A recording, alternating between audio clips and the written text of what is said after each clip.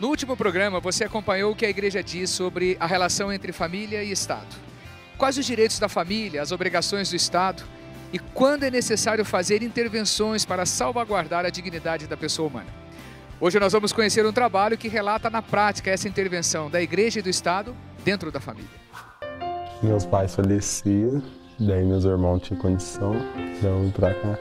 Primeiro faleceu minha mãe, aí passou um tempo meu pai. Minha tia falou comigo que ela tá querendo pegar minha guarda. Daí ela pegou, falando, né? Daí ela falou que tem que ir no fora, assim, já falou pro pai. E assim, ela falou, melhor de ficar lá, né? Ficar lá em casa, mas com meus irmãos fumam droga. Espero morar com ela, né? Lá, eu tô perto da minha família. Iremos conhecer de perto um abrigo de menores de idade, uma realidade da qual milhares de crianças vivem em todo o mundo. O Lar das Crianças Padre João Benevides, na cidade de Cachoeira Paulista, no interior de São Paulo, que funciona há mais de 30 anos. E é para lá que nós vamos agora. Há 30 anos atrás, a própria legislação era diferenciada, né? Muitos casos de abrigamento era a própria instituição que fazia e se tinha autonomia para isso. Só que ao longo, né, desse tempo a legislação foi sendo mais aperfeiçoada e hoje a gente trabalha mais próximo, né, com a legislação. Todas as crianças que são encaminhadas para cá são encaminhadas pelo judiciário, né?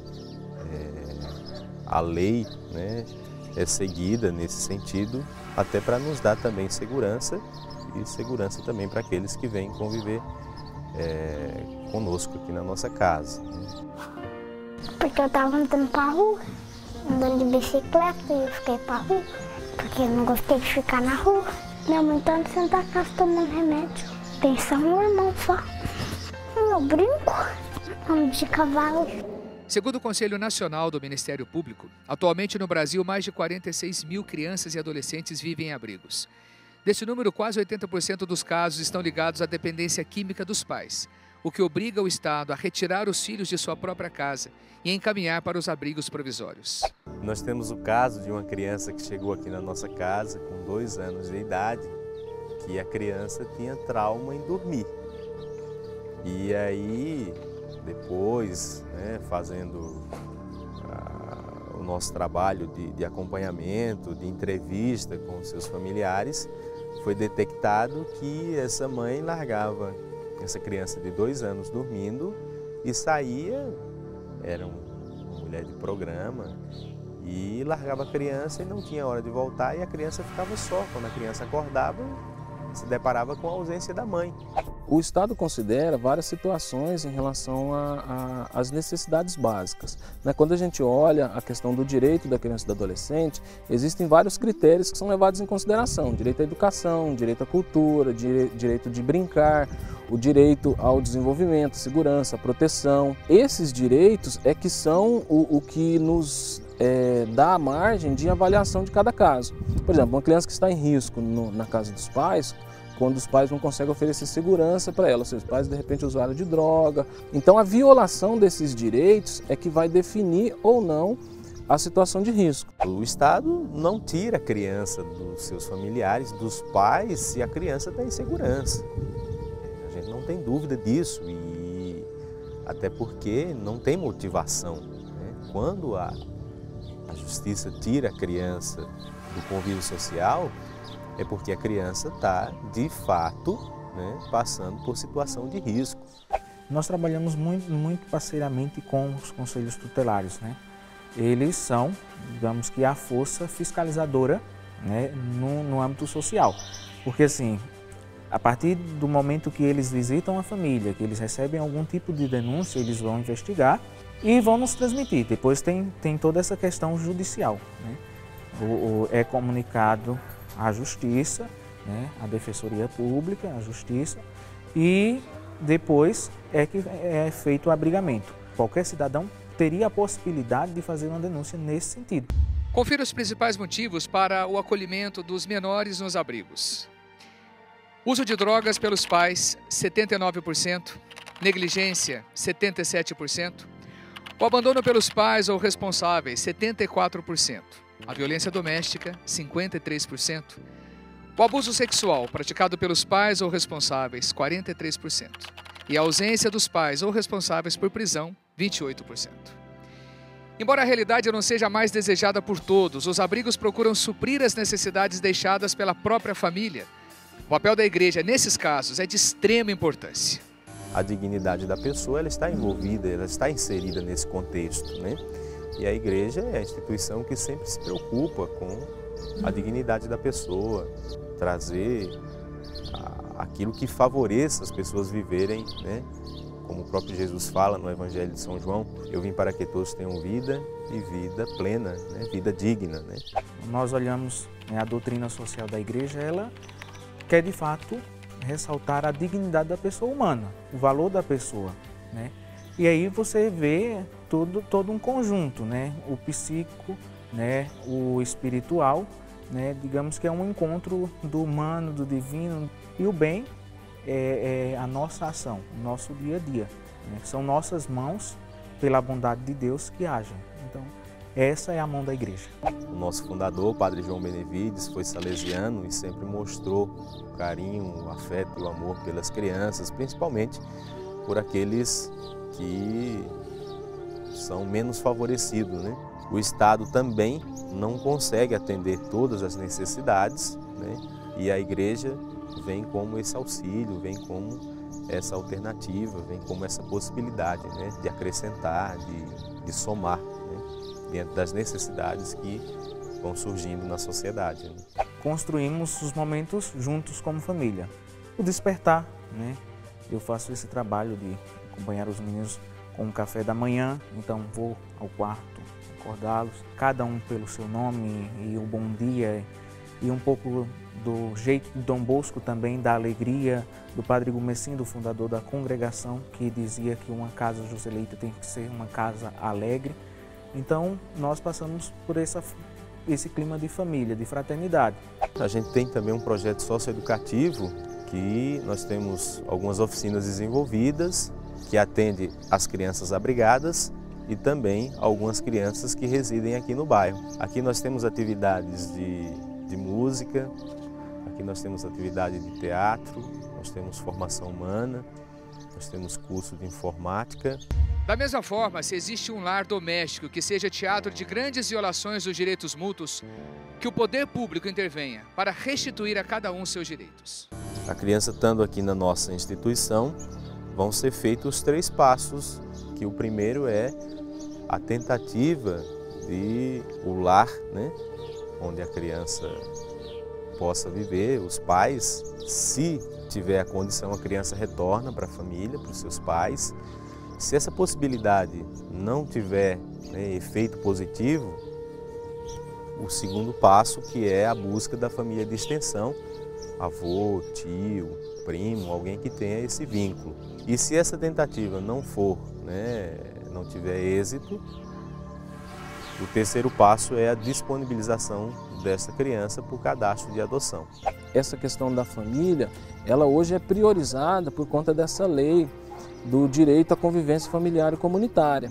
Então, todos os esforços do Estado, das políticas públicas, dos trabalhos dos técnicos, dos profissionais, das instituições de modo geral, deve ser focando isso, visando essa reinserção familiar. Então, as políticas vão voltar para essa realidade. Então, o que eles vão avaliar na estrutura da família? As condições que a família tem de oferecer os mínimos necessários para essa criança, para esse adolescente. Então, a inclusão nos programas sociais, a inclusão em instituições que fazem trabalhos complementares à rotina escolar. Então, tudo isso diminui o risco.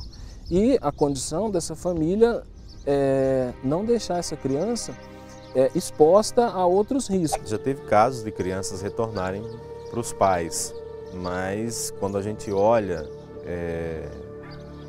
a estatística, é um número muito baixo dentro das crianças que são retiradas da família.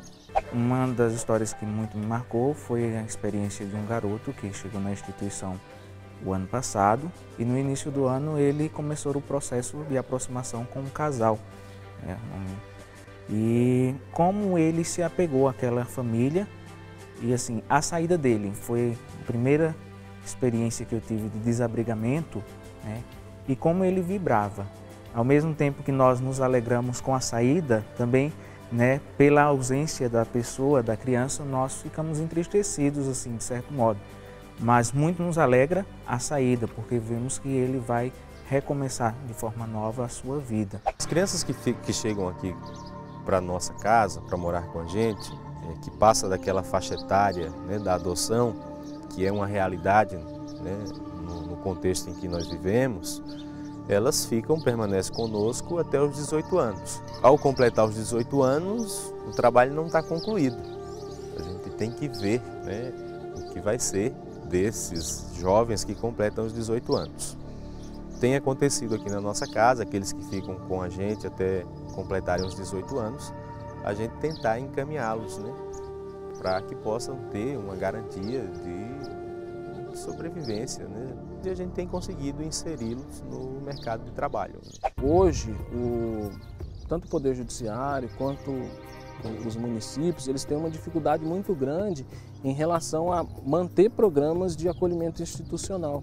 Então a lei prevê várias modalidades desse atendimento. Atendimento para criança e adolescente em situação de risco, outros em situação de rua, outros para adolescentes, que são as repúblicas de adolescente. Então, essas instituições são fundamentais para garantir, de fato, a segurança das crianças. O problema é que efetivar isso no dia a dia é muito complexo.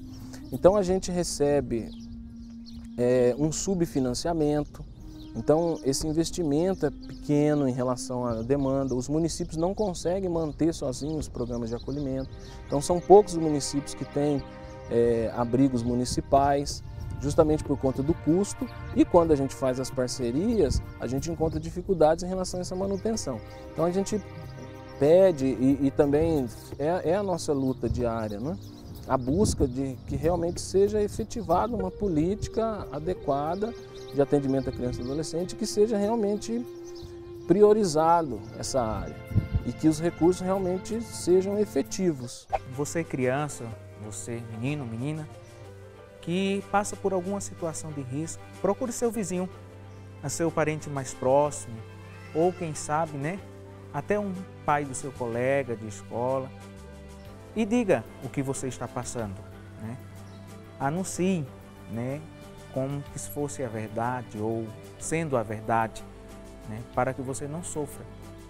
Desse modo, ao denunciar, você será protegido, você poderá ganhar os benefícios, né, necessários de proteção.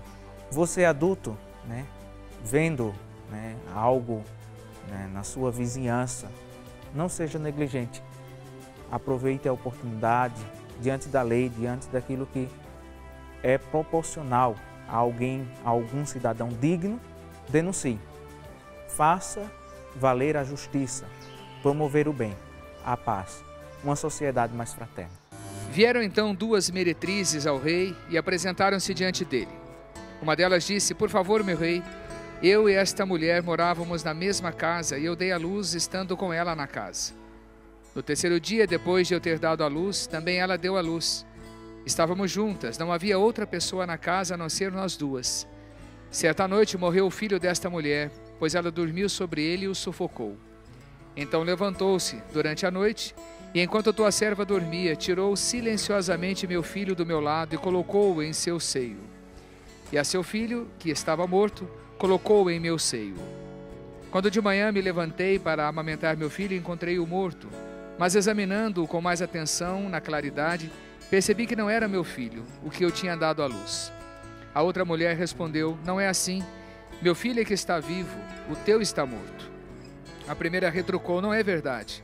O teu filho é que está morto, o meu está vivo." E assim discutiam na presença do rei. Disse então o rei: "Esta diz: meu filho está vivo, teu filho está morto." E aquela responde: "Não, teu filho está morto, o que está vivo é o meu." E mandou trazer uma espada.